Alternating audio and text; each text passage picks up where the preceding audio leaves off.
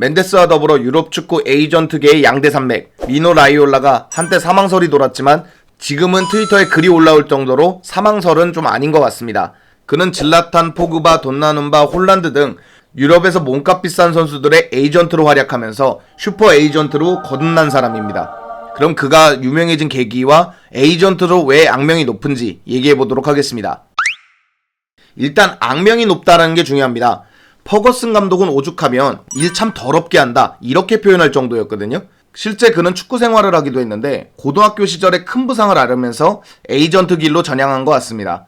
당시 부치니 하는 식당을 도와주고 있었는데 마침 그 식당이 아약스 선수들의 단골집이어서 이 덕분에 라이올라도 자연스럽게 축구계와 인연을 이어갈 수 있게 됐습니다. 그러다 보니까 93년도부터 본격적으로 베르캄프, 브라이언 로이 등을 이적시키면서 에이전트로 세상에 나오게 됩니다. 제가 봤을 때 에이전트로 빵 뜨기 시작했던 건 네드베드 때부터였던 것 같습니다. 96년 라치오로 이적시킨 것도 라이올라고 유벤투스로 연결해줬던 것도 라이올라입니다.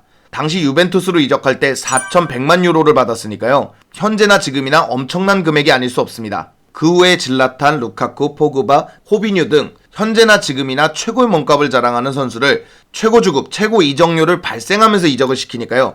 구단에게는 정말 나쁜 사람이고 선수들에게는 정말 좋은 에이전트가 됐습니다. 참고로 여기서 포그바는 대단한 게 주급 문제에서 마찰이 생겨서 FA 신분으로 나옵니다. 그걸 라이올라가 유벤투스랑 연결해주고요. 거기서 세계 최정상급이 돼서 팀 내 최고 이적료 엄청난 주급을 받고 다시 맨유로 옵니다. 그리고 다시 FA로 나가게 생겼는데요. 그 모든 중심에 라이올라가 있다는 겁니다. 그만큼 팀들이 기피해야 될 1호가 라이올라인 거죠. 사담을 조금만 넣자면 저 역시도 라이올라가 진행하는 딜이 잘 진행된 꼴을 글쎄 본 적은 없습니다. 결국 천문학적인 돈을 쓰던가 아니면 그 선수가 팀으로 이적은 했지만 징검다리, 즉 더 좋은 팀으로 가기 위해서 잠깐 이 팀에서 머무는 정도, 라이올라는 그런 식으로 딜을 진행시키거든요. 그럼 라이올라의 협상 스타일을 보겠습니다. 일단 기본적으로 에이전트가 슈퍼 에이전트인 걸 감안해도 정말 엄청난 수수료를 원합니다. 첼시랑 홀란드가 딜이 있을 때 에이전트 수수료만 4천만 유로가 거론될 정도였거든요.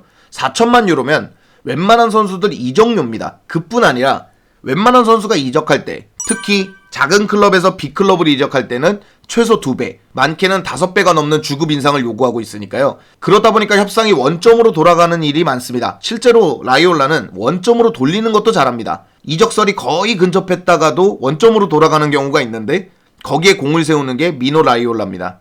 그 사람이 가장 많이 하는 말로 알려져 있는 것이요. 그러면 뭐 없던 일로 합시다. 이렇게 얘기하는 것이 가장 많다고 하니까요. 상당히 까다로운 스타일의 에이전트입니다.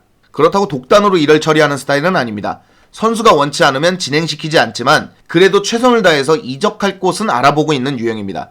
실제 루카쿠는 에버튼에서 맨유로 넘어갈 때 라이올라가 나는 첼시를 원했는데 맨유 쪽으로 진행을 해서 결국에 맨유 쪽으로 이적했다라는 기사도 있고요. 네드베드 역시도 유벤투스가 강등당할 때 이적을 원치 않는다고 해서 라이올라를 막았던 얘기도 있습니다.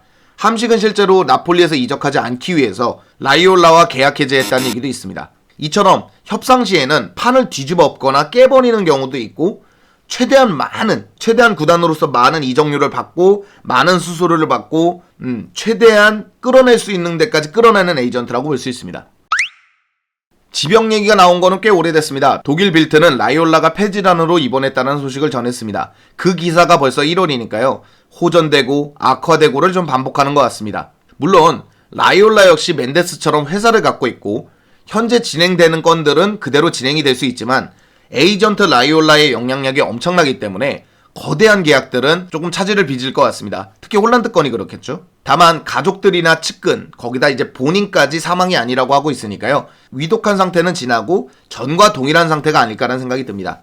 자, 그래서 슈퍼 에이전트 라이올라, 사실 저는 그렇게 좋아하는 사람은 아닙니다. 첼시도 라이올라랑 거래하는 거를 꺼려할 정도로 웬만한 팀들은 다 라이올라랑 거래하는 걸 꺼려하는데요. 그럼에도 불구하고 본인의 건강 이런 것으로 악화되진 않았으면 좋겠고요. 유럽 에이전트의 양대 산맥 미노 라이올라에 대해서 짧게 알아봤습니다. 오늘 영상은 여기까지고요. 즐겁거나 유익하셨거나 도움이 되셨다면 당신의 구독을 기다리겠습니다. 감사합니다.